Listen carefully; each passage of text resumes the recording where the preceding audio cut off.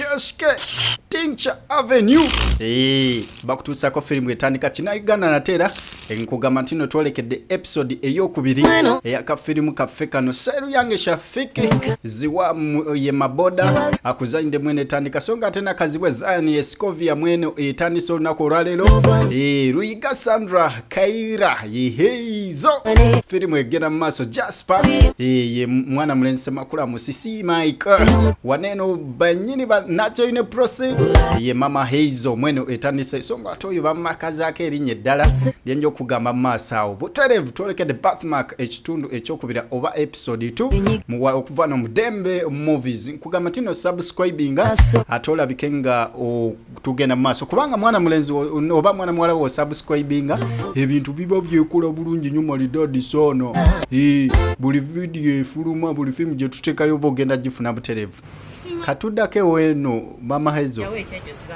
gwe nawe siba katambala va mu kyeja mama mbadde sibe manye bulungi nge bangi wedde byange bimansulako kasula mama nno kitambala kizibola nange kyange kinne mansulako busuuzi sibali wansi gwe nawe siba bulungi kyokka nno tamanyi kisiba naalagirira tekigana bannayo kubanga tozimbanga ku nnyumba tekikugaana kuba na pulaani ya nnyumba okategedde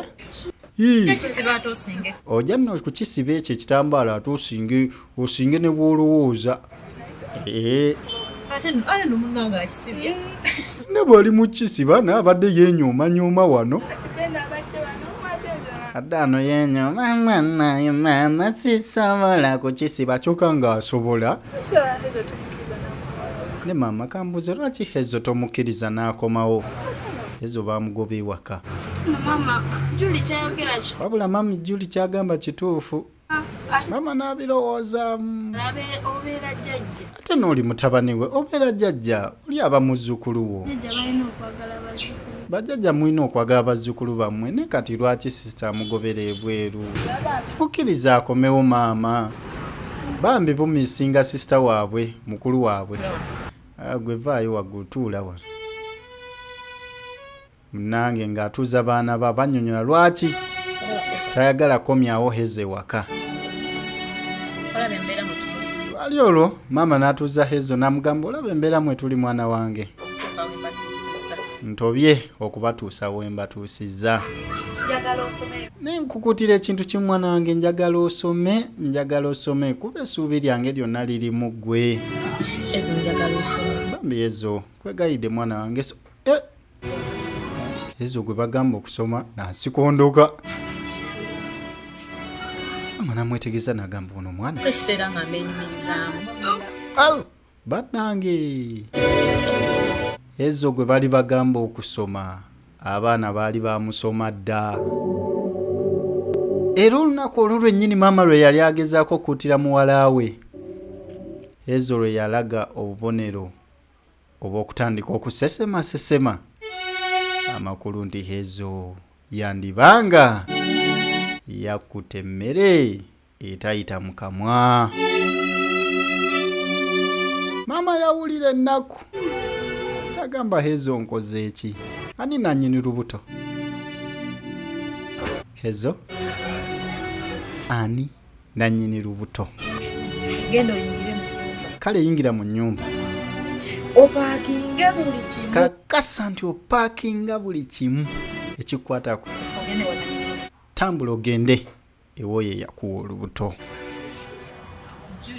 okuva ne ku olwo bambi maama bw'atyo bwe yagoba Hezo mu maka nagamba Julie singa muddamu ne mukola nammwe ensobi ze ezimu mbakakasanga nammwe ndayira okudda ku mabere ga nnyange ngenda bagoba mukwate ekkubo lyerimu mukulu wammwe eryakwata nga mukulu wammwe namugoba nammwe ngenda kubagoba mukole byonna bye mukola tonziramu baako kyongamba mbukuzaano Hezo mugende mukole bye muteekeddwa okukola bambi bwali bugezaako okupulidingira mukulu waabwe ate maama alabike ng'amukomyawo ne maama alina ennaku alina obusungu alina ekiruyi alina buli kimu ekimuleetera okuwulira nga takyetaaga kulaba ku muwala we yadde nga bambi era amumiisinga naye nga muwala we yakola ensobi. So baana ab'obuwala abali eyo mbagamba ekintu kimu, ebintu ebyo biwooma naye tebikutika. Gumiikirizaamu. First things first. Prioritize first priorities. Ebintu ebyo biwooma naye ojja bisanga mu bukulu ate obikoowe. Ositegeera. Sooka okiweemu obudde, ali mu kusoma, ofunye omukisa ogusoma. Oleme kubeera ng'ate ogwa mu nsobi ezimu kubanga ojja kwejjusa obulamu bwo. Ate era ne maama kennyini oba bazadde bo bajja kuluzinga interest mu ggwe. Kati munnange okuddako eno ewa Hezo gye yazze okusaba omulimu, adde atudde awo tulaba ono tufunawo ndowooza no anaabakiraya nti kati ajja atambula atunula eno n'eri talina gwalabako. Naye nga gwe omwana w'obuwala nkugambye bw'obanga ofunye omukisa ogw'okusoma nyiikira peni sooka osome sooka ogaininge yo status ate ne kano nkababbirako.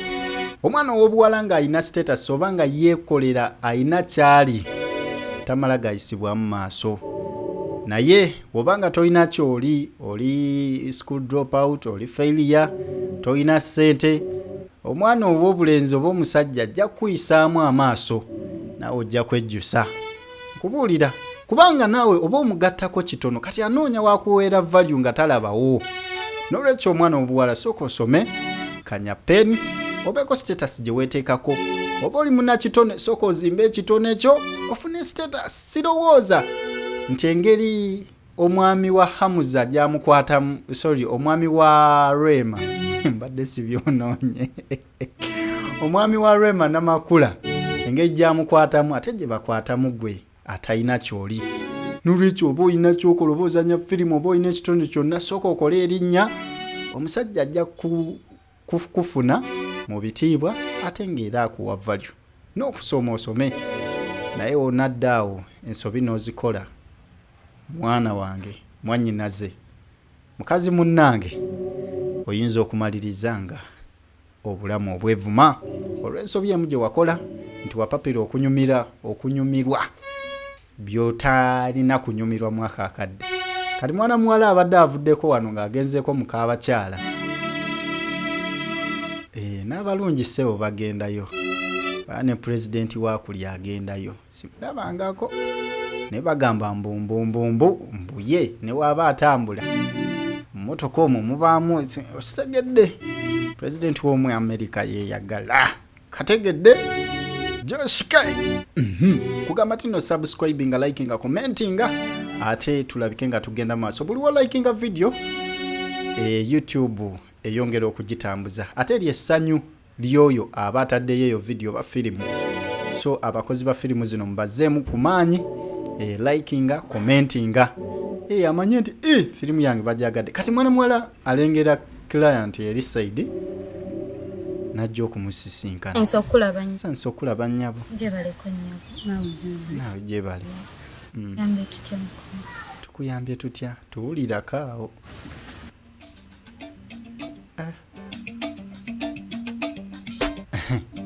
Nga temuli serious. Nemwe lwaki temuli serious? Ntudde wano essaawa nnamba. Ntuula ntya n'essaawa 2? Tewali aliwo. Tewali aliwo. Waliwo omuntu ali mu kifo kino.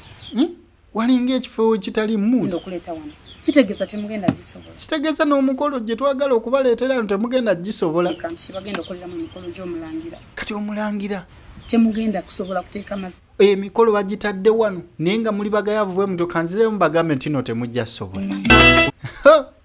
Awe tugenda okubeera nga ate tutandikira ekitundu ekiddako. Nkugamba nti no likinga, subscribinga, ate olekewo comment, sharinga.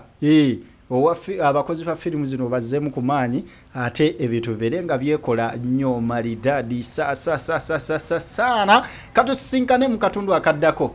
Josh K.